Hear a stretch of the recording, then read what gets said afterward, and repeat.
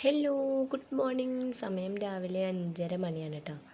ഈ ഒരു കാഴ്ച കാണുമ്പോൾ തന്നെ മനസ്സിന് വല്ലാത്തൊരു സുഖമാണ് കേട്ടോ.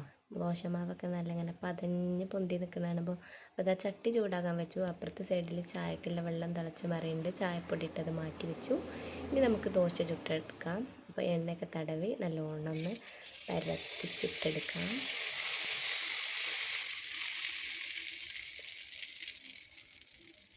ദോശക്ക് എന്തായാലും ഒന്ന് കറിയൊന്നും ഉണ്ടാക്കണ്ട കേട്ടോ. ഇന്നലെ രാത്രി ഉണ്ടാക്കിയ ചിക്കൻ കറി ഉണ്ട്. അപ്പം ഇന്ന് ആ ഒരു പണി ലാഭമായി. അപ്പം ഇനി ചായ കുടിച്ചിട്ട് വേണം ഉച്ചക്കത്തേക്കുള്ള പരിപാടികൾ നോക്കാൻ. 2 ദോശ എടുത്തു. ഇന്നലത്തെ കുറച്ച് ചിക്കൻ കറി എടുത്ത് വയറങ്ങോട്ട് ഫുള്ളാക്കി ഇനി അടുക്കളയിലേക്ക് ഇറങ്ങാം. അപ്പോൾ വെള്ളം തിളച്ച് മറിയുന്നുണ്ടായിരുന്നു കേട്ടോ. അപ്പോൾ അരി ഇട്ട് കൊടുത്ത് അത് തിളപ്പിച്ചത് റൈസ് കുക്കറിലേക്ക് ഇറക്കി വെച്ചിട്ടുണ്ട്. അപ്പോൾ ഇനി കറികൾക്കുള്ള പരിപാടികൾ നോക്കാം. കുറച്ച് ചിക്കൻ ഉണ്ടായിരുന്നു കേട്ടോ. ആ ഒരു സമയത്ത് ചോറ് നല്ലോണം വെന്ത് വന്നിട്ടുണ്ട്. അത് ഊറ്റാൻ മറക്കരുത്, അല്ലെങ്കിൽ വെന്തളിഞ്ഞ് പോകും. അപ്പോൾ ചോറ് ഊറ്റി വെച്ചിട്ടുണ്ട്. അപ്പം കുറച്ച് ചിക്കൻ ഉണ്ടായിരുന്നത് നല്ലോണം മസാല പുരട്ടി മാറ്റി വെച്ചിട്ടുണ്ട്. കുറച്ച് കഴിഞ്ഞിട്ട് പൊരിക്കട്ടോ. അപ്പോൾ കറിയായിട്ട് ചേനയും പരിപ്പാണ് ഉണ്ടാക്കുന്നത്. അപ്പോൾ അതിലേക്കുള്ള തക്കാളിയും പച്ചമുളകും ചേന നുറുക്കി കഷ്ണങ്ങളാക്കിയതൊക്കെ ഒന്ന് ഇട്ട് കൊടുത്ത് ഉപ്പും മഞ്ഞൾപ്പൊടിയൊക്കെ ചേർത്ത് നല്ലോണം ഒന്ന് വേവിച്ചെടുക്കണം. ചേന ആയതുകൊണ്ട് കുറച്ച് വേവുണ്ട്.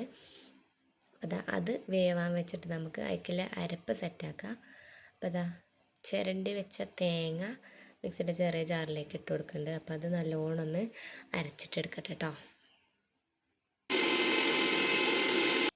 അപ്പോൾ തേങ്ങയൊക്കെ നല്ലോണം അരഞ്ഞ് വന്നിട്ടുണ്ട്. അപ്പോൾ ഇനി നമുക്ക് കുറച്ച് കൊണ്ടാട്ടം മുളകുണ്ട്, അതൊന്ന് പൊരിച്ചിട്ട് ആ ഒരു എണ്ണയിൽ തന്നെ ചിക്കൻ ഫ്രൈ ചെയ്തിട്ട് എടുക്കാം കേട്ടോ. അപ്പോൾ കരിഞ്ഞ് പോകാതെ കിട്ടിയിട്ടുണ്ട്. പിന്നെ ചിക്കൻ പൊരിച്ചിട്ടെടുക്കാം. ചിക്കനൊക്കെ നല്ലോണം ഒന്ന് പൊരിഞ്ഞേക്കട്ടോ.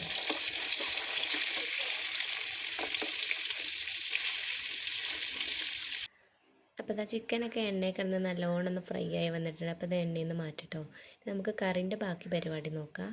കറിക്കിന് അരച്ച് വെച്ച തേങ്ങ ഒന്നൊന്ന് ജസ്റ്റ് ഒന്ന് ചൂടാക്കി കുറച്ച് കടുക് പൊട്ടിച്ചിടണം. അപ്പോൾ വെളിച്ചെണ്ണ ചൂടായി വരുമ്പോൾ കടുകും കറിവേപ്പിലയിട്ട് തൂമിച്ചൊഴിക്കുക. അപ്പോൾ അത്രേ ഉള്ളൂ കറിയുടെ പരിപാടി. കറി എന്തായാലും നല്ല ടേസ്റ്റ് ഉണ്ടായിരുന്നു കേട്ടോ.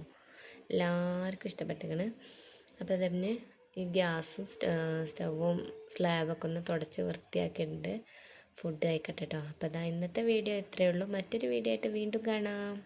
ബൈ.